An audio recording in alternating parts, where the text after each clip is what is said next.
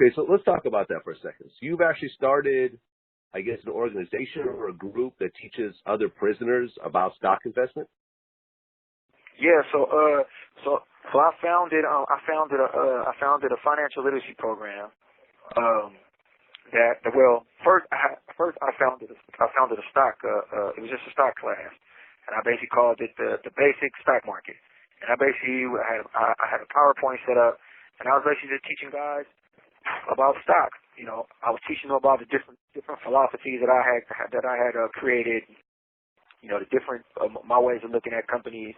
And it was this thing where, because I didn't have a lot of data from the outside world, I had to come up with data inside the prison to make it relatable so guys would understand.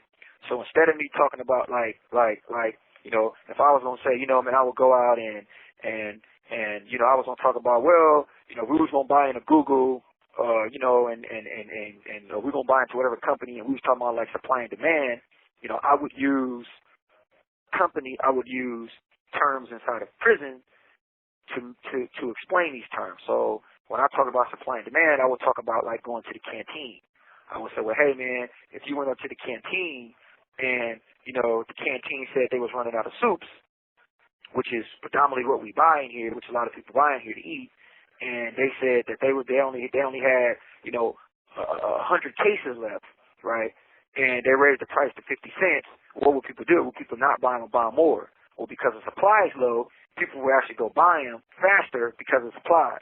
If the supply was a whole lot of supply, well, they really couldn't raise the price because they really couldn't sell them. And so I was using these sort of things here inside the prison to make the correlation between this and what was happening on Wall Street, or whenever we was looking at the fundamentals of a business and how business worked. And that was predominantly what my curriculum was about. And I was just teaching that on the yard. I was given an opportunity by an associate warden at another institution I was at to actually take it into a classroom setting. And then I did that. And it went over fairly well. Back then, I was getting the guys to open up E-Trade accounts. And so the guys would call their families, and, you know, they open up the E-Trade accounts, and we all come out to the yard, and we sit, and we go through, and we pick stocks. And, you know, I was picking a lot of penny stocks back then. Then I developed a strategy where I stopped picking penny stocks, and I created my own kind of philosophy. I started picking stocks trading at penny status. So I kind of started doing little things like that. And that was kind of just the birth of the investment side of what I was doing. Then I started teaching about personal finance. After discovering a few things about society at large and about how society lacked the full understanding of what personal finance was all about, I kind of pivoted a little bit and I started teaching that first. Right. Amazing stuff. At one point, you actually gave a TED Talk, and I guess the talk was actually at San Quentin prison? Yeah, so they came here about a year ago, and they wanted to do a TEDx San Quentin. And, you know, I was going through the process about it. I had agreed to do it. And then, you know, going through the process, I kind of started to backtrack a little bit. You know, I felt like, you know, some of the things that I had did. So what they did was they came in, and we all got up and we did these initial presentations. Then they was going to come back, and then we was going to start kind of ironing out who they wanted to be, who the speakers they was going to actually pick for the TED Talk.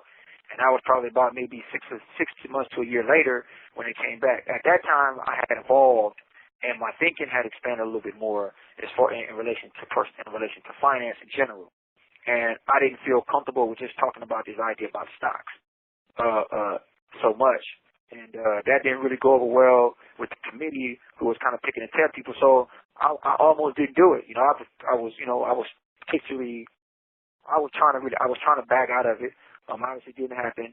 I ended up doing the TEDx San Quentin, and then I learned about 3 months ago that the TEDx organization had agreed to accept my talk as a talk.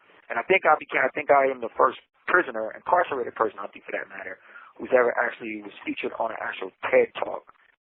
That actually came out on May 21st.